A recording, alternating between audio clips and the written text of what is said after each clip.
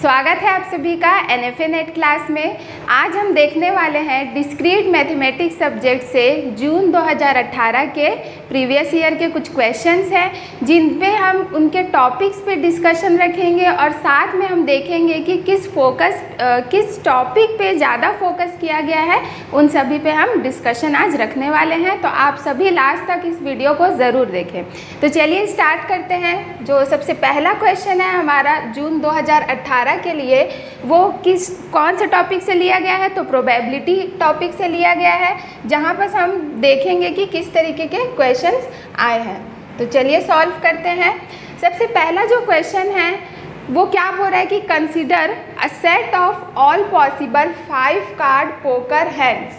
ठीक है, poker hands मतलब कि जो जब हम ताश के पत्ते देखते हैं जिसमें टोटल हमारे पास कितने होते हैं, 52 कार्ड्स होते हैं, उनमें क्या बोल रहा है, उसी में बात कर रहा है poker hands, 5 card poker hands, जिसमें जैसे कि जो हमने देखा है ताश के पत्तों में जो ए से रहता है, किंग रहता है, J4 वाला रहता है, तो ये सारी जो होती हैं उसको ही हम क्या बोलते हैं, पत्ते होते हैं, उनको हम बोलते हैं पोकर हैंड्स के नाम से जानते हैं। ठीक है, क्लियर है। तो फिर वो बोल रहा है कि from a standard deck of cards, from a standard deck of 52 cards, total हमारे पास कितने हैं, 52 कार्ड्स है, उसमें से हमें कितने पॉसिबल सेट्स लेने हैं, 5 कार्ड्स को लेने हैं। How many atomic events are there in the joint probability distribution, तो कितने यहाँ पर पॉसिबिलिटीज़ बनेंगे पूछ रहा है। तो सिंपल जैसे हम प्रोबेबिलिटी के क्वेश्चन अब तक सॉल्व करते आ रहे थे, बस वैसे ही करना है। यहाँ पर क्या हो जाएगा, इसको हम लोग को जो NCR का जो फॉर्मेट होता है, NCR, इस फॉर्मेट में हमें लिखना है। तो क्या हो जाएगा, टोटल हमारे पास कितने हैं, 52 कार्ड्स हैं, और उसमें से कितने सेलेक्ट करने हैं, 5 सेलेक्ट करने हैं। तो 5 सेलेक्ट करेंगे मतलब इस तरीके से आ जाएगा। क्लियर है। अब ये NCR के फॉर्मेट में हो गया। हमारा जो वैल्यू होता है, मतलब इसका जो फॉर्मूला होता है वो क्या होता है, 52 का फैक्टोरियल अपॉन R का फैक्टोरियल होता है, मतलब कि 5 का फैक्टोरियल, और मतलब n-r का फैक्टोरियल होता है। क्लियर है। तो यहाँ बस क्या हो जाएगा, n-r यानी कि 47 का फैक्टोरियल। अब इसको हम लोग को सॉल्व करना है। तो इसको सॉल्व करने के लिए आप क्या कर सकते हैं, ऑफ कोर्स बड़ी नंबर आएगी, उसको हमें कैलकुलेट करना पड़ेगा। आप ऑप्शन में भी देख रहे हैं। तो यहाँ बस क्या हो जाएगा, आप 52 को 47 तक ले आइए, तो ये हो जाएगा 52, 51, उसके बाद ओके 50, 49, 48, और फिर एट लास्ट आपको इसको 47 तक के फैक्टोरियल में लेके जाइए। फिर यहाँ का जो 47 फैक्टोरियल है वो इसके साथ कट जाएगा, और ये जो है उसको आप और एक्सपांड कर लीजिए, 3, 2 और 1, इस तरीके से आएगा। ये और ये कट जाएगा। अब इसको आप जब सॉल्व करेंगे तो ये किसके इक्वल आएगा, जब आप इसे सॉल्व करेंगे तो आप देखिएगा ये आएगा आपका फर्स्ट ऑप्शन जो कि आपको दिया है। तो यही इसका क्या होगा, आंसर होगा। मतलब यहाँ पर भी हमें क्या करना था, नॉर्मल प्रोबेबिलिटी जो बाकी सब क्वेश्चंस थे उन्हीं के जैसे ही हमें इसको सॉल्व करना है। आपको सबसे पहले NCR के फॉर्मेट में लिखना, उसका फॉर्मूला आप लोगों को पता ही है। इससे पहले भी मैंने बहुत सारे क्वेश्चन प्रोबेबिलिटी के करवाए हैं, आप उसको भी जाके सॉल्व ज़रूर करिएगा। और इस क्वेश्चंस पे प्रैक्टिस बनाए रखिए, क्योंकि ये जो टॉपिक है वो बहुत इंपॉर्टेंट है। नेक्स्ट क्वेश्चन पे चलते हैं। यहाँ पर आपको एक थ्योरी बेस्ड क्वेश्चन पूछा है, जो किस टॉपिक से लिया गया है, फॉर्ड-फुल्बर्शन एल्गोरिथम। ठीक है, जहाँ पर आपको इस एल्गोरिथम से क्या पूछा गया है, रन टाइम पूछा गया है, रन टाइम पूछा गया है। ठीक है, किस टॉपिक से है, फॉर्ड-फुल्बर्शन एल्गोरिथम। तो फॉर्ड-फुल्बर्शन एल्गोरिथम क्या होता है, एक नेटवर्क फ्लो होता है। ठीक है, फ्लो नेटवर्क होता है जहाँ पर आपको कुछ एजेस मिलेंगे, कुछ नोड्स मिलेंगे, और ये जो डिफाइंड होता है एल्गोरिथम वो किस में होता है, मैंने बताया आपको, फ्लो नेटवर्क्स में होता है, जहाँ पर सभी क्या होते हैं, directed graph involving source and sink node. Clear है। तो यहाँ पर आपके पास मैंने बोला कि कुछ एजेस होते हैं, कुछ नोड्स होते हैं, उन नोड्स में हमारे पास क्या रहेगा, यहाँ पर स्टार्ट नोड रहेगा, और सिंक मतलब कि यहाँ पर टारगेट नोड या फिर हम बोल सकते हैं गोल नोड। क्लियर है।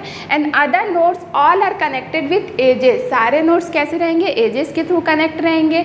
उसके बाद each edge has an individual capacity which is the maximum limit of flow that edge could allow.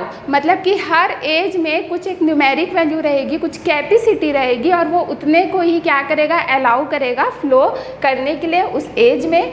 ये जो एल्गोरिथम होता है वो किस टाइप का होता है, इसको हमें याद रखना है, greedy algorithm. Greedy type, greedy search algorithm होता है जो कंप्यूट करता है मैक्सिमम फ्लो उस नेटवर्क का। उस नेटवर्क का मैक्सिमम फ्लो कितना होगा उसको वो कंप्यूट करेगा। और ये किस टाइप का एल्गोरिथम है, तो ग्रीडी एल्गोरिथम है।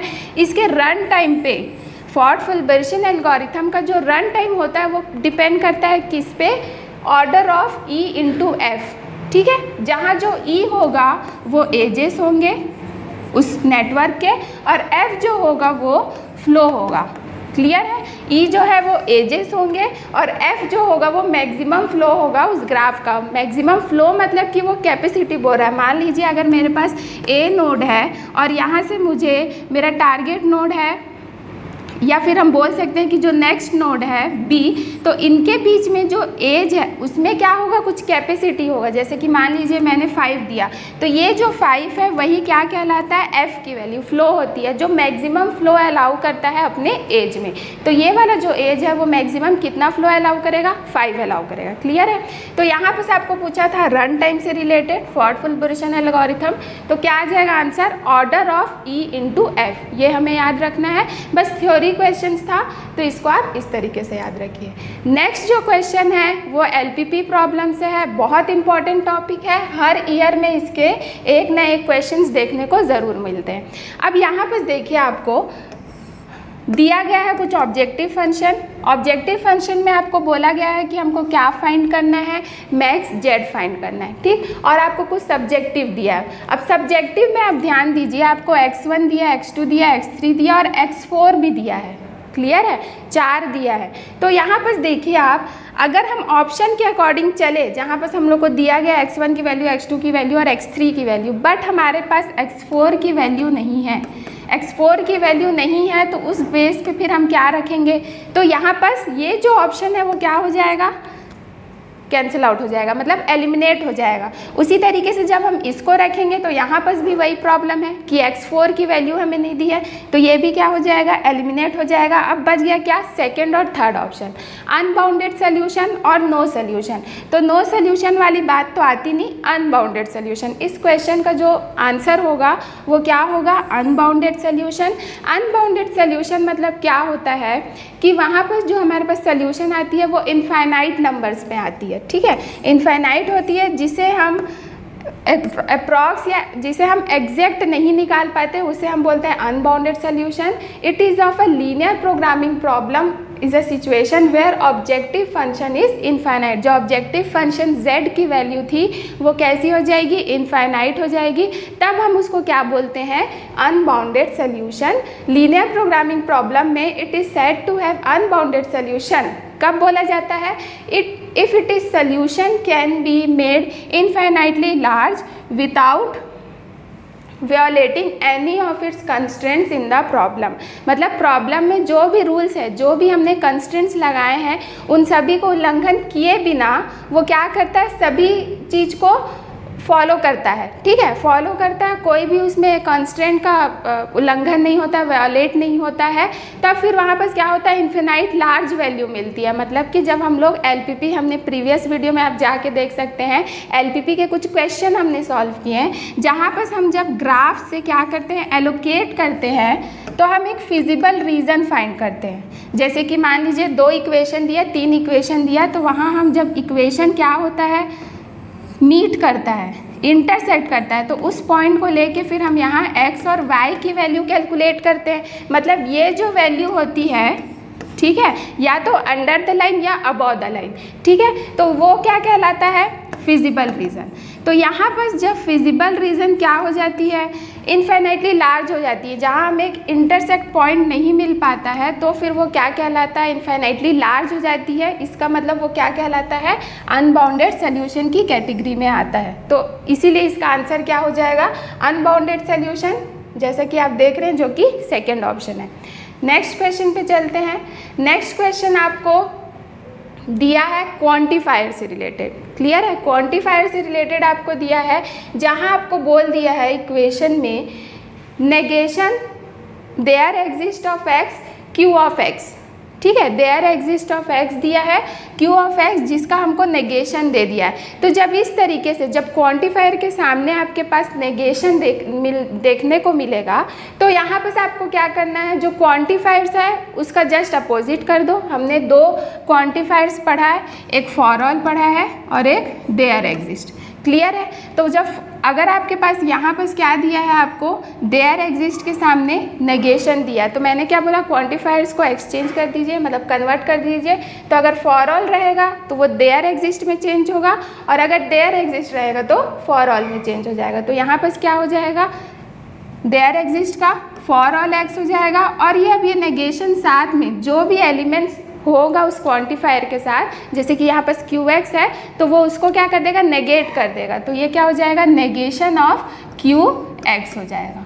क्लियर है, बस सिंपल इतना ही करना है कि अगर क्वांटिफायर के सामने नेगेशन दिया है तो आप उस क्वांटिफायर को उसका वाइस वर्सा ले लीजिएगा, और जो भी एलिमेंट है उसको नेगेट करना है हम लोग को। तो यहाँ पर आंसर क्या आ जाएगा, for all x negation of Q x, मतलब कि सेकेंड ऑप्शन आएगा।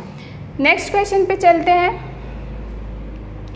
अगला जो प्रश्न है वो हमें कुछ सेट दिया है और पूछ रहा है कि ये जो सेट है वो किससे रिलेटेड है। क्लियर है, ये जो सेट है वो किससे रिलेटेड है, आपको कुछ सेट के नाम दिए हैं। तो सबसे पहले तो हमें इस सेट का जो नाम दिया है वो पता होना चाहिए कि क्या क्या दिया है। जैसे कि आपको Z दिया है, Q दिया है, R दिया है, C दिया है। तो सबसे पहले जो Z होता है वो क्या डिनोट करता है, जितने भी इंटीजर नंबर हैं उनको डिनोट करता है। क्लियर है, जितने भी इंटीजर नंबर है उनको डिनोट करता है। मतलब अब इंटीजर नंबर में क्या क्या आते हैं ये हमें पता होना चाहिए। तो माइनस वैल्यू आती है, ज़ीरो आती है और प्लस वैल्यू आती है। क्लियर है, माइनस वाली भी आएगी, ज़ीरो भी आएगी और प्लस वैल्यू भी आती है। नेगेटिव, पॉजिटिव और ज़ीरो तीनों को मिला के क्या बनता है, इंटीजर। नेक्स्ट जो आपको सेट दिया है वो फ्रैक्शनल नंबर का दिया है। किसका दिया है, फ्रैक्शनल नंबर। फ्रैक्शनल नंबर किस फॉर्म में रहते हैं, P/Q के फॉर्म में। उसको हम लोग किससे डिनोट करते हैं, Q से डिनोट करते हैं। मतलब अगर Q सेट आपको दिया है तो वहाँ आपको वैल्यू कैसी लेनी है, P/Q के फॉर्मेट में लेना है। नेक्स्ट जो सेट दिया है वो R, मतलब कि रियल नंबर। क्लियर है, यहाँ पर जो सेट बन रहा है वो रियल नंबर का। अब रियल नंबर क्या होता है, तो रियल नंबर में जैसे मैंने बोल दिया 0.10 या 0.245 या फिर 0.3989 इस तरीके से। तो ये सारे जो होंगे वो रियल नंबर होंगे। मतलब कि डेसिमल जो नंबर्स होते हैं वो किस सेट में आते हैं, रियल नंबर पे आते हैं। और एट लास्ट जो C है वो क्या है, कॉम्प्लेक्स नंबर। क्लियर है, क्या है ये, कॉम्प्लेक्स नंबर। कॉम्प्लेक्स नंबर किस तरीके का होता है, तो A+BI। जब हम इस फॉर्मेट में लेते हैं तो जैसे कि मान लीजिए इसी को हम लोग 3+2i के फॉर्म में ले लेते हैं। ये i जो होता है वो आयोटा के फॉर्म में होता है। क्लियर है, आयोटा एक वेरिएबल रहता है। तो ये जो होता है वो कॉम्प्लेक्स में रहता है। अब हम चलते हैं अपने क्वेश्चन पे। क्वेश्चन में हमें सेट दिया है AI नाम से, और AI सेट में कैसी वैल्यू है, तो आप देख सकते हैं माइनस, और ये -i मतलब कि -i की वैल्यू आप कुछ भी ले सकते हैं। ठीक है, मतलब नेगेटिव वैल्यूज़ हैं। फिर आपके पास दिख रहा है 0 है, और इधर फिर क्या दिख रहा है, पॉजिटिव वैल्यूज़। मतलब कि ये कौन से सेट में आता है, इंटीजर के सेट में। तो आंसर क्या आ जाएगा, Z, जिसको हम लोग क्या नाम से जानते हैं, इंटीजर सेट में। तो अब हमें ये पता होना चाहिए, क्योंकि अभी जो क्वेश्चंस पूछे जा रहे हैं वो आपको डायरेक्ट लिख के नहीं देंगे कि आपको इंटीजर सेट लेना है, रियल सेट लेना है, रियल नंबर वाले क्या वाले। तो हम लोग को ये सारी चीज़ों को याद रखना, उनके शॉर्ट फॉर्म। एक और मैं अब जब बता रही हूँ तो इसको भी बता देती हूँ। N जो किसके फॉर्मेट में रहता है, नेचुरल नंबर, जिसको हम लोग बोलते हैं नेचुरल नंबर, जो 1 से इन्फिनिटी तक जाता है, जहाँ पर 0 और नेगेटिव वैल्यूज़ नहीं होती है। तो हम कह सकते हैं जो n है वो सब पार्ट है किसका, Z का, मतलब इंटीजर का। इंटीजर में नेगेटिव, 0 और पॉजिटिव दोनों आ जाता है। नेचुरल में सिर्फ पॉजिटिव वैल्यू रहेगी। क्लियर है, यहाँ पर इसका आंसर समझ में आया, Z होगा। अगले क्वेश्चन पे पढ़ते हैं। उसी को मैंने यहाँ थ्योरी फॉर्मेट में भी लिखा है, आप इस चीज़ को पॉज करके पढ़ सकते हैं। नेक्स्ट हम चलते हैं जो कि आपको मैच द फॉलोइंग में दिया है, कुछ फंक्शंस दिए हैं, उसको हम लोग को नेक्स्ट उसमें से कनेक्ट करना है। तो चलिए स्टार्ट करते हैं। यहाँ पर आपको पूछ रहा है कि कुछ इक्वेशंस दिए हैं और फिर उसके नाम दिए हैं, फंक्शंस दिए और उसके नाम दिए, कांस्टेंट, इंजेक्टिव और सर्जेक्टिव की बात किया है। ठीक है, कांस्टेंट, इंजेक्टिव और सर्जेक्टिव। तो यहाँ आपको सिंपल पता चल रहा होगा कि कांस्टेंट किसको डिनोट कर रहा है, इस लास्ट वाली वैल्यू को, लास्ट फंक्शन को, जहाँ for all x of f x equals to k, जो के है वो क्या बता रहा है, कांस्टेंट की बात कर रहा है। कांस्टेंट नंबर कोई भी हो सकता है। ठीक है, तो एक तो हमें पता चल गया। अब क्या मैं इससे फाइंड कर सकती हूँ अपना आंसर? तो सी का फर्स्ट अगर हम लेंगे तो फोर्थ ऑप्शन में भी है और सेकंड में भी है, मतलब हमें ए और बी को भी फाइंड करना पड़ेगा। तो चलिए देखते हैं इंजेक्टिव और सर्जेक्टिव क्या होता है। सबसे पहले हम इंजेक्टिव देखते हैं। इंजेक्टिव फंक्शन को हम एक और नाम से बोलते हैं जो कि क्या होता है, 1 to 1 फंक्शन। क्लियर है, क्या नाम से जानेंगे हम लोग? 1 to 1 फंक्शन से जानते हैं। अब इंजेक्टिव फंक्शन क्या काम करता है? तो a function a tends to b is injective. वो इंजेक्टिव कब होगा? If each b belongs to b has at most, जहाँ पर किसकी बात कर रही है, at most one of the pre image in a set के one of the preimage में जो बी सेट का बी है वो बिलोंग करेगा। क्लियर है? Is there at most one a belongs to a such that f of a equals to b and injective. मतलब कि अगर हम एग्जाम्पल से समझते हैं कि जैसे मान लीजिए मैं 2 सेट लेती हूँ और एक सेट यहाँ पर हम लोग का ए है और ये हमारा कैपिटल बी है। क्लियर है? तो जब हम लोग इंजेक्टिव की बात करेंगे तो इंजेक्टिव में मान लीजिए मैं यहाँ पर स्मॉल ए में ले लेते हैं, स्मॉल बी, क्या क्या हो जाएगा, स्मॉल ए, स्मॉल बी और स्मॉल सी, इस तरीके से। और यहाँ मैं 1 2 3 4 ले लेती हूँ। तो हमने क्या बोला, जब बी सेट का कोई बी उसका प्री इमेज बनाएगा ए सेट के साथ, और साथ में क्या याद रखना है, एट मोस्ट 1।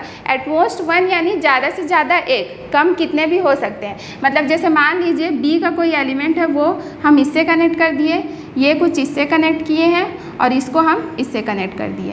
तो एट मोस्ट कोई बी सेट का एक b element at most a set के ए एलिमेंट से जाके अपना प्री इमेज बनाएगा, मतलब कि कनेक्ट होगा। उससे कम हो सकते हैं 1 से, तो हम इस एक को छोड़ सकते हैं, कोई प्रॉब्लम नहीं है। तो ये जो फंक्शन होगा वो क्या कहलाता है, इंजेक्टिव फंक्शन कहलाता है। क्लियर है? इसको हम लोग क्या बोलेंगे, इंजेक्टिव। अब इसको पहचानेंगे कैसे इक्वेशन में? तो यहाँ आपको दिया है फंक्शन, जहाँ फॉर ऑल की बात होगी ना, ये उसको हम ध्यान में रखेंगे, मतलब ये वाला जो पार्ट होगा, फॉर ऑल एक्स और फॉर ऑल वाई। तो जब फॉर ऑल ये जो है फंक्शन, उसे हमें याद रखना है जो एट मोस्ट की बात कर रहा है। क्लियर है? ये था इंजेक्टिव। सेकेंड हम देखते हैं क्या, सर्जेक्टिव फंक्शन। ठीक, सर्जेक्टिव फंक्शन इस एग्जाम्पल के ही थ्रू समझते हैं।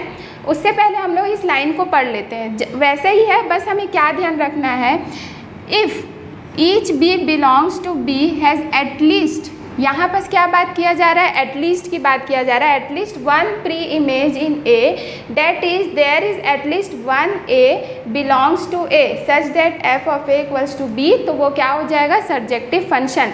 मतलब कि एटलीस्ट की बात किया है, मतलब कम से कम एक से ज़्यादा हो सकते हैं। तो मान लीजिए मैं इस तरीके से कर सकती हूँ, ये वाला 4 को मैं यहाँ कनेक्ट कर देती हूँ, हो गया। एक जो है B वो कनेक्ट हो सकता है, जो A है वो B के एलिमेंट से एक से ज़्यादा लोगों से कनेक्ट हो सकते हैं, मतलब उसका जो प्री इमेज है वो एक से ज़्यादा हो रहा है, एटलीस्ट 1, कम से कम एक से ज़्यादा हो सकते हैं। तो उसको हम लोग क्या बोलते हैं, सर्जेक्टिव। और इसके फंक्शन को पहचानने के लिए आपको क्या याद रखना है, देयर एग्जिस्ट। एटलीस्ट मतलब कुछ की बात कर रहा है, सम की बात कर रहा है, तो वहाँ हम क्या देखेंगे, देयर एग्जिस्ट। और जहाँ एट मोस्ट बोल रहा है, ठीक, तो वो क्या हो जाएगा, फॉर ऑल मोस्ट। क्लियर है? अब हम लोग कांस्टेंट का तो हमें पता है, constant function is a function whose value remains the same for every input value. सभी इनपुट वैल्यू के लिए जिसकी वैल्यू सेम रहेगी उसको हम लोग बोलते हैं कांस्टेंट। क्लियर है? तो अब हमको पता चल गया, अब हम यहाँ कनेक्ट कर सकते हैं। हमने फर्स्ट का क्या ले मतलब कांस्टेंट के लिए हमने क्या लिया था, इस सी वाले को लिया था, मतलब सी का क्या हो जाएगा, फर्स्ट होगा। फिर हम इंजेक्टिव को देख लेते हैं। इंजेक्टिव में मैंने क्या बताया था, फॉर ऑल याद रखना है आपको, तो इंजेक्टिव के लिए ये हो जाएगा, और फिर सर्जेक्टिव के लिए देयर एग्जिस्ट, तो ये हो जाएगा। क्लियर है? तो ये था फंक्शन से रिलेटेड कुछ क्वेश्चन, मैच द फॉलोइंग के पैटर्न में पूछा था। अब जो क्वेश्चन है वो आपको इक्विवेलेंस रिलेशन के लिए पूछ रहा है कि कौन सा आपको सेट दिया गया है, रिलेशन दिया गया है, उस वो रिलेशन इक्विवेलेंस रिलेशन कौन सा है पूछ रहा है। ठीक है, कौन सा रिलेशन इक्विवेलेंस है पूछ रहा है, आपको सेट दे दिया गया है क्या, 0, 1, 2 और 3। क्लियर है? तो हमको क्या चेक करना रहता है इक्विवेलेंस रिलेशन में, सबसे पहले रिफ्लेक्सिव, क्लियर है, रिफ्लेक्सिव, फिर सिमेट्रिक और ट्रांजिटिव। ये 3 प्रॉपर्टीज़ क्या होनी चाहिए, फॉलो होने चाहिए, तब फिर वो क्या कहलाता है, वो रिलेशन क्या कहलाता है, इक्विवेलेंस रिलेशन कहलाता है। आप इन सभी को डिटेल में मेरे प्रीवियस वीडियोस में देख सकते हैं, हमने डिस्क्रिप्शन में लिंक प्रोवाइड कर दिया जाएगा। और अभी मैं आपको सिंपल बता देती हूँ कि रिफ्लेक्सिव, सबसे पहले हमें रिफ्लेक्सिव बताना है, तो जहाँ पर कोई एक एलिमेंट खुद के साथ रिलेट करता है तो वो रिफ्लेक्सिव होता है, और ये जो एलिमेंट है वो उस रिलेशन में बिलोंग होने चाहिए। क्लियर है? तो हमको पहले वही चेक करना है। पहले इक्वेशन में देखिए सेट, अब सेट में आपके पास 0, 1, 2, 3 4 वैल्यू दिए गए हैं, मतलब सब का अपना अपना क्या होना चाहिए, रिलेशन होना चाहिए, एलिमेंट होना चाहिए। जैसे कि अगर 0 है तो 0, 0 होना चाहिए, 1, 1 होना चाहिए, वैसे ही बाकी के भी एलिमेंट्स होने चाहिए। तो हम फर्स्ट में देखते हैं, फाइंड करते हैं है कि नहीं। 0, 0 है बट 1, 1 नहीं है। ठीक है, फिर 2, 2 है और 3 है, पर 1 नहीं है, तो क्या हो जाएगा, रिफ्लेक्सिव नहीं होगा। और अगर कोई रिलेशन रिफ्लेक्सिव नहीं है, इसका मतलब वो इक्विवेलेंस भी नहीं होगा, क्योंकि ये तीनों प्रॉपर्टीज़ फॉलो होने चाहिए। और अगर रिफ्लेक्सिव ही नहीं है तो हम आगे टेस्ट नहीं करेंगे, तो ये क्या हो जाएगा, एलिमिनेट हो जाएगा। थर्ड को पहले देख लेते हैं। थर्ड में देखिए यहाँ पर 0, 0 है, 1 का है, बट 2 और 3 नहीं है, तो थर्ड भी क्या हो जाएगा, एलिमिनेट हो जाएगा, क्योंकि रिफ्लेक्सिव को उसने सेटिस्फाई नहीं कर पाया। फोर्थ में देखिए 0 का है, 1 का है, 2 का है, पर 3 का नहीं है, तो इससे भी क्या हो गया, ये एलिमिनेट हो गया। अब हमें आंसर तो पता चल गया कौन सा होगा, सेकेंड ऑप्शन, जहाँ पर 0 का भी है, 1 का है, 2 का है और 3 का है, तो ये रिफ्लेक्सिव प्रॉपर्टी को तो सेटिस्फाई कर रहा है। नेक्स्ट हम इसमें चेक करते हैं कि क्या ये सिमेट्रिक को भी सेटिस्फाई कर रहा है। सिमेट्रिक के लिए क्या पूछता है कि जब A रिलेट करेगा B से तो हमें क्या फाइंड करना है, B रिलेट करना चाहिए A से। क्लियर है?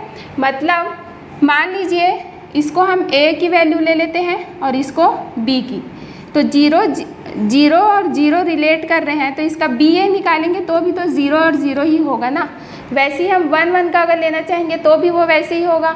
ठीक है, क्लियर है? तो ये क्या हो गया, सिमेट्रिक को भी फॉलो कर रहा है। ट्रांजिटिव के लिए हम क्या देखते हैं, जब A रिलेट करता है B के साथ, B रिलेट करता है A के साथ, तो C के साथ, तो A रिलेट करना चाहिए C के साथ, ये हमें मिलना चाहिए अपने रिलेशन में। क्लियर है? तो ये क्या करेगा, उसको भी सेटिस्फाई करेगा। ठीक है, तो यहाँ पर ये जो है सेकेंड वाला ऑप्शन वो आपका क्या होगा, इक्विवेलेंस रिलेशन होगा। अब आप एक चीज़ याद रखिएगा हमेशा कि इसको हम क्या बोलते हैं, डायगोनल रिलेशन भी बोलते हैं। ठीक है, अगर जब आपको डायगोनल रिलेशन दिया है, रिलेशन में डायगोनल वैल्यूज़ दिए हैं रिलेशन में, तो वो हमेशा इक्विवेलेंस होगा, क्योंकि वो हमेशा क्या करेगा, रिफ्लेक्सिव, सिमेट्रिक और ट्रांजिटिव तीनों प्रॉपर्टीज़ को सेटिस्फाई करेगा। तो इस क्वेश्चन का जो आंसर होगा वो सेकेंड ऑप्शन होगा। अगला क्वेश्चन हम देखते हैं, जो कि फिर से आपको क्या दिया गया है, थ्योरी बेस्ड क्वेश्चन ही दिया है, जहाँ पर आपको कुछ ऑप्शंस दिए हैं। क्लियर है? तो ये सारे आपके ऑप्शंस हैं जो कि एडिट नहीं किए गए हैं ठीक से। तो यहाँ पर ये फर्स्ट ऑप्शन है, ये सेकंड है, ये थर्ड और ये फोर्थ है। क्वेश्चन क्या पूछा है आपको कि which of the following statement is false about convex minimization problem. Convex minimization problem के लिए कौन सा फॉल्स है पूछ रहा है। तो फर्स्ट ऑप्शन क्या दिया, if a local minimum exist then it is global minimum. Second क्या बोल रहा है, this set of all global minima is a convex set. And जो थर्ड है वो the set of all global minima is a concave set. यहाँ पर same चीज़ को क्या बोल रहा है कि कॉन्वेक्स सेट होगा, और सेकेंड और थर्ड ऑप्शन में बोल रहा है कॉन्केव सेट होगा। लास्ट क्या बोल रहा है, for each strictly convex function if the function has minimum then the minimum is unique. तो ऑब्वियस सी बात है, अब आपको इतना तो समझ में आ रहा होगा कि कोई एक ही ऑप्शन आंसर होने वाला है। फॉल्स की बात किया है, जहाँ पर हम इजीली पकड़ सकते हैं कि ये दोनों में ही कोई फॉल्स होगा, क्योंकि सेम चीज़ को क्या बोल रहा है, एक बार कॉन्वेक्स सेट बोल रहा है और एक बार कॉन्केव सेट बोल रहा है। हम इसके थ्योरी पार्ट पे चलते हैं, जहाँ आपको बताया गया कि कॉन्वेक्स मिनिमाइजेशन या फिर ऑप्टिमाइजेशन प्रॉब्लम क्या होता है। तो ये एक ऐसा प्रॉब्लम है where all of the constants are convex function, जहाँ जितने भी कॉन्स्टेंट्स होंगे वो कॉन्वेक्स फंक्शन होंगे, and objective is convex function if it is minimizing. और जब ऑब्जेक्टिव जो होगा, ठीक है, वो जब मिनिमाइजेशन होगा तब वो क्या कहलाएगा, कॉन्वेक्स फंक्शन कहलाएगा। इफ़ फंक्शन इज मैक्सिमाइजिंग, अगर फंक्शन क्या होगा, मैक्सिमाइज होगा, then it is concave function, तो उसको हम लोग क्या बोलेंगे, कॉन्केव। मिनिमाइज होगा तो कॉन्वेक्स, और अगर मैक्सिमाइज होगा तो कॉन्केव। क्लियर है। तो कुछ क्या क्या स्टेटमेंट इसके ट्रू होते हैं। कॉन्वेक्स मिनिमाइजेशन प्रॉब्लम वो मैंने यहाँ पर शो किया है। If a local minimum exist, तो उसको हम क्या बोलेंगे कि वो क्या है, then it is a global minimum. The set of all global minima is a convex. जहाँ हमने अपने क्वेश्चन में देखा था ऑप्शन में कि सेम चीज़ को उसने क्या बोला था, एक बार कॉन्वेक्स और एक बार कॉन्केव, तो कौन सा वाला सही होगा, कॉन्वेक्स वाला। तो इसका मतलब कॉन्केव वाला गलत होगा, वही हम लोग का आंसर होगा। और जो लास्ट था ऑप्शन वो भी क्या है, सही है। क्लियर है। तो हम एक बार चलते हैं अपने क्वेश्चन की तरफ, जहाँ बस आपका जो थर्ड ऑप्शन है वो आंसर होगा, क्योंकि जो ग्लोबल मिनिमा होता है, the set of all global minima, वो क्या होता है, कॉन्वेक्स सेट होता है, ना कि कॉन्केव। तो आंसर क्या हो जाएगा, थर्ड ऑप्शन, जो कि क्योंकि हमें क्या पूछा गया था, फॉल्स पूछा गया था। क्लियर है। तो यहाँ पर आपके क्वेश्चंस थे। नेक्स्ट जो क्वेश्चन है वो है which of the following is an equivalence relation set of all function from Z to Z. फिर से आपको इक्विवेलेंस रिलेशन से पूछा गया है। क्लियर। तो यहाँ इक्विवेलेंस रिलेशन से पूछा गया, बट सेट देखिए किस तरीके से दिया है। हम एक एक करके इसको सॉल्व करते हैं। सबसे पहले आपको क्या बोला है कि f(x) और gx की वैल्यू लेनी है, इसको माइनस करनी है, और वैल्यू क्या आनी चाहिए, दो फंक्शन है f और g, जिसमें हमने एलिमेंट क्या दिया है, x। तो f(x) और gx, जिसको हम कैसे सॉल्व करेंगे, मतलब रिलेशन कैसे देना है हम लोग को, माइनस में वैल्यू क्या आनी चाहिए, 1 आनी चाहिए, 1 के इक्वल आनी चाहिए। वो 1 किस पे बिलोंग करे, वो जो x है, मतलब हमें जो वैल्यूज़ लेनी है वो किस पे बिलोंग करेगा, z पे। अभी हमने देखा क्या होती है, इंटीजर वैल्यू, मतलब कोई भी वैल्यू आप ले सकते हो, नेगेटिव, पॉजिटिव, 0, जो भी। ठीक है। तो यहाँ पर देखिए आप, अगर मैं इसका रिफ्लेक्सिव रिलेशन निकालती हूँ, तो मान लीजिए मैं f(x) की वैल्यू लेती हूँ 0 और gx की वैल्यू लेती हूँ 0। क्लियर है। ये तो यहाँ पर जब मैं f(x) और gx की वैल्यू लूँगी, तो जब हम रिफ्लेक्सिव निकालेंगे तो 0 माइनस 0 होगा, जिसकी वैल्यू क्या आएगी, 0, जो किसके इक्वल नहीं है, 1 के इक्वल नहीं है। इसका मतलब ये क्या हो जाएगा, ये रिफ्लेक्सिव नहीं है। अब ये रिफ्लेक्सिव नहीं है तो ये क्या नहीं होगा, इक्विवेलेंस रिलेशन नहीं होगा। इसलिए जो फर्स्ट है वो तो कैंसिल आउट हो गया। सेकेंड को हम करके देखते हैं। यहाँ भी हमें सेम फंक्शन दिया गया है, f0 और g0 दिया गया है। ठीक है। दोनों की वैल्यू कैसी होनी चाहिए, इक्वल होनी चाहिए। आप जो भी वैल्यू लेंगे f(x) और gx की या f0 और g0 की, वो दोनों की वैल्यू इस तरीके से सेम होनी चाहिए। ठीक। और f1 और g1, उसके साथ आपको एक और क्या दिया है, f1 और g1 की वैल्यू भी क्या होनी चाहिए, इक्वल आनी चाहिए बोल रहा है। और बोल रहा है, मतलब और ऑपरेशन कब अलाउ होता है, जब कोई भी एक ट्रू रहता है तो आंसर हमें ट्रू में देता है। क्लियर है। तो यहाँ पर जब हम लोग देखेंगे, जब हम रिफ्लेक्सिव निकालेंगे ना, तो दोनों की वैल्यू क्या आनी चाहिए, 0 आनी चाहिए। अगर मैं मान लीजिए f(x) और gx की वैल्यू 0 0 लेती हूँ, तो वैल्यू क्या आई, 0 आई। अगर मैं लेती हूँ, अब उसी तरीके से हम इसकी वैल्यू लेते हैं, f1 और g1 की वैल्यू, तो मैं f1 और g1 इनकी वैल्यू ले लेती हूँ 2 और 1 ले लेती हूँ, इसकी 1 और इसकी 2। तो जब मैं इसको माइनस करूँगी 2 - 1 तो वैल्यू क्या देगी हमें 1 देगी, जो क्या नहीं है, इक्वल नहीं है ना। हमें क्या करना था, दोनों की वैल्यूज़ क्या लेनी थी, इक्वल लेनी थी, ठीक है। और इक्वल लेने के बाद जो आंसर आएगा वो क्या आना चाहिए था, इक्वल आना चाहिए था। किसके साथ, इस वाले के साथ, इस पार्ट के साथ। इसकी वैल्यू जो आने वाली थी वो इस पार्ट के साथ इक्वल आने वाला था। कोई भी एक ट्रू होता तो ट्रू हो जाता, बट यहाँ पर क्या हो रहा है, अलग हो रहा है। क्लियर है। तो ये क्या हो जाएगा, इक्विवेलेंस रिलेशन नहीं होगा। और अगर हम लोग जब इसका ट्रांजिटिव निकालेंगे तो यहाँ पर हमें एक और चाहिए कंडीशन, क्या, H(1), जिसकी हमें कुछ भी इंफॉर्मेशन नहीं दिया गया है, ठीक है। तो जब H(1) दिया ही नहीं गया तो हम ट्रांजिटिव कैसे निकालेंगे, तो यहाँ पर क्या हो जाएगा, ये ऑप्शन भी एलिमिनेट हो जाएगा। उसी तरीके से यहाँ पर भी सेम होने वाला है। अब यहाँ एंड ऑपरेशन दिया है, लेकिन हमें अगर ट्रांजिटिव चेक करना है तो यहाँ भी तो H1 लगे, H का फंक्शन लगेगा ना, जो हमें इंफॉर्मेशन दिया ही नहीं है, तो फिर हम कैसे निकालेंगे। तो इसलिए ये भी क्या हो जाएगा, एलिमिनेट हो जाएगा। एंड एट लास्ट जो ऑप्शन क्या बच गया, फोर्थ वाला, जहाँ बोल रहे हैं कि f और g एक फंक्शन है, x एलिमेंट है, और जो वैल्यू क्या आनी चाहिए दोनों की, जब हम माइनस करेंगे तो k यानी कि कांस्टेंट आनी चाहिए। मतलब कि k की वैल्यू किस पे बिलोंग करेगी, वो कांस्टेंट किस पे होना चाहिए, इंटीजर पे, जहाँ नेगेटिव वैल्यू भी आ सकती है, 0 भी आ सकती है और पॉजिटिव भी आ सकती है। अगर मैं fx और gx की वैल्यू 0 लेती हूँ तो ये 0 - 0 देगा रिफ्लेक्सिव में। 0 भी ये क्या है, कांस्टेंट है जो z को बिलोंग कर रहा है। अगर मैं इसका सिमेट्रिक निकालती हूँ तो एक बार हमें fx - gx करना है, मतलब मान लीजिए मैंने 3 - 2 किया तो वैल्यू क्या आया, 1। और जब fx - gx किए तो अब हमें क्या देखना है, gx - fx देखना है, मतलब कि 2 - 3 करेंगे तो -1 आए। तो ये दोनों क्या है, कांस्टेंट, और किस पे बिलोंग कर रहे हैं, z पे बिलोंग कर रहे हैं, ठीक है, जहाँ नेगेटिव वैल्यूज़ भी आ सकती हैं। उसी तरीके से आप ट्रांजिटिव देखेंगे तो भी वही वैल्यू देगा।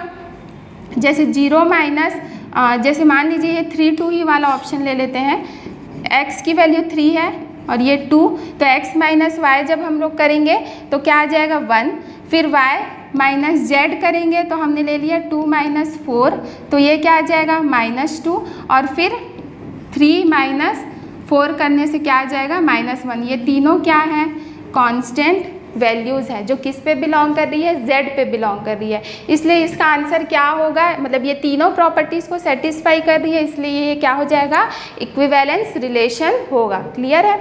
तो कुछ इस तरीके से भी अब आपको इक्विवेलेंस रिलेशन या रिलेशन से जितने भी रिलेटेड क्वेश्चन हैं आपको इस तरीके से दिए जाएंगे, जहाँ पहले आपको ये जो फंक्शंस दिए हैं, जो रिलेशन दिए हैं, वो हमें समझना होगा। उसके बाद ही हम उसको सॉल्व या चेक कर सकते हैं कि वो बाकी सबके लिए सही है कि नहीं है। जो लास्ट क्वेश्चन है जून 2018 का वो ये है, जहाँ बस आपको 4 प्रपोजिशन दिया है ABCD, ठीक है। पूछ रहा है how many models are there for the following sentence. अच्छा, सेंटेंस यहाँ पर डालना भूल गई हूँ मैं, जिसको मैं बता देती हूँ कि सेंटेंस क्या चीज़ के लिए पूछा है, B और C हमें क्या किस पे मॉडल परफॉर्म करना है, तो B और C के लिए मॉडल बताना है कि कितने नंबर ऑफ मॉडल है। मॉडल मतलब क्या होता है कि जो जितने भी ट्रूथ वैल्यूज़ होंगे, नंबर ऑफ ट्रू वाली वैल्यू, ठीक है, ट्रू वैल्यू, उसको हम काउंट करके बताएंगे, वो ही क्या होगा, मॉडल होगा। तो हम लोग देखते हैं इसका, ये है। तो कुछ इस तरीके से कॉम्बिनेशन बनेगा, क्योंकि हमारे पास 4 प्रपोजिशन थे, मतलब 2 का पावर 4 यानी 16, तो हमारे पास टोटल कितने कॉम्बिनेशन बने, 16 कॉम्बिनेशन बने।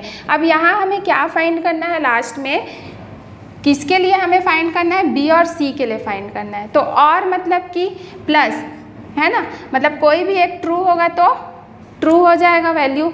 तो हमें बस ट्रू वैल्यू को ही काउंट करके बताना, और वही किसके इक्वल होगा, मॉडल्स की इक्वल होगा, ठीक है, जितने नंबर ऑफ मॉडल्स कहलाएंगे वो। तो जैसे देखिए यहाँ पर सब आप 16 में आप क्या कर लीजिए, जो फॉल्स वैल्यू है उसको काउंट कर लीजिए, फिर माइनस कर लेना। तो देखिए जब दोनों फॉल्स होगा B और C तो ही हमें क्या वैल्यू मिलेगी, फॉल्स मिलेगी। हमें किससे काम है? बी और सी से काम है, तो हम किसकी बस कॉम्बिनेशन देखेंगे? बी और सी की।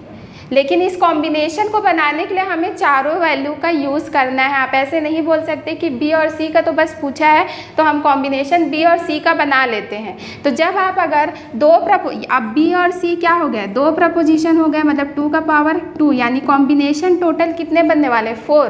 तो उस हिसाब से तो गलत हो जाएगा आपका, इसलिए हमें चारों का कॉम्बिनेशन लेना पड़ेगा। तो एक ये हो गई फॉल्स वैल्यू, दूसरा ये हो गया। दोनों जब फॉल्स रहेगा तो फॉल्स देगा, वैसी ये भी हो गया और ये, मतलब टोटल आपके पास 4 क्या आ रहे हैं? 16 में फॉल्स वैल्यू आ रहे हैं। हमें क्या बताना है? ट्रू वैल्यू बतानी है। मतलब कि 16 में 4 गया तो 12 बचा।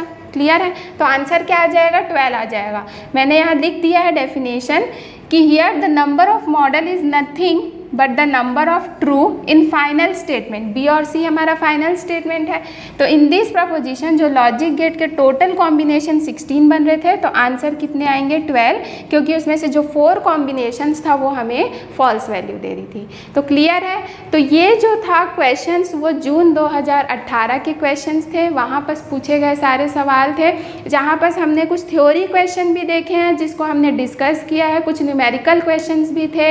इंपॉर्टेंट क्वेश्चन मैंने आपको बताया हर क्वेश्चन में कि कौन सा ज़्यादा इंपॉर्टेंट है या कौन सा प्रीवियस ईयर में और भी बहुत बार पूछा गया है।